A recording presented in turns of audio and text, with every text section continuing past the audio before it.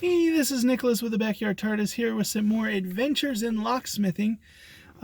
Continuing our week-long look into ones who are in law enforcement and different agencies and that I've worked with. And this time I'm going to talk about animal control and a little bit of the sheriff. So I had a couple experiences with animal control. One of these, I was on an eviction with a sheriff.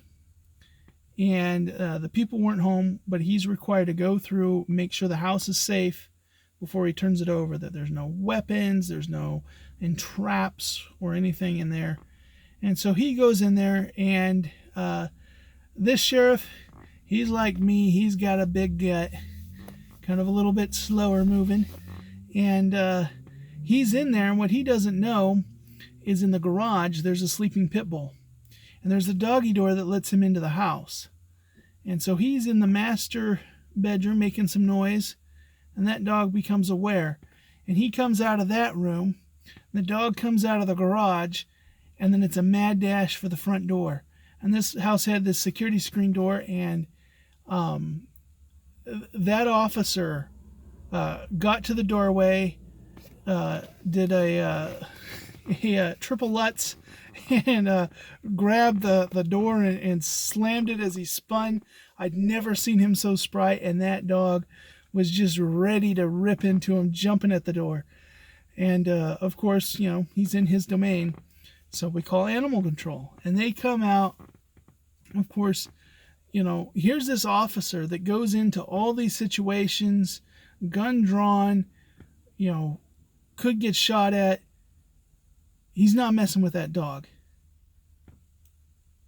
Two ladies come out, real petite ladies, and they come out there with a noose and a pole with something to bite down on. So the one gets the dog to bite on, and the other one nooses him. And so they go in. They're not wearing any protective gear or anything like that. They're just brave. They go in.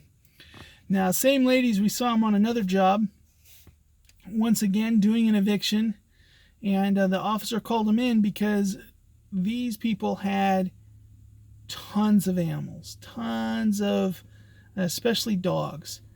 And they had a couple different sizes of dogs, but they had a lot of Chihuahuas and Chihuahua puppies. In fact, it was one of those houses that was a huge disaster, and as I'm going through it, I nearly stepped on a Chihuahua puppy that I found in the trash. It had just been wandering around in this house. Real sad. But apparently the animal control were familiar with the guy. They'd come out with the guy, trying to work with the guy, making sure that these animals are taken care of. And it was really nice seeing how that they worked with the guy. They knew the dogs. So the landlord was afraid of this one dog, German Shepherd. The animal control came, oh hey, and they knew him by name. They came up and petted him and stuff like that. And so, of course, the puppies and stuff they seized and did that. But that dog, and the dog had the guy had 3 Chihuahuas that were adults that were kind of his main dogs, and he tried to lock them up in a car, and the animal control was, well, no, that's not good. So let us take them. There'll be no fee for the day, but let us take them in. We'll take your other dog with us. Where are you going to be? And they took care of that, and they said the shelter doesn't have any room, so let us transport them for you.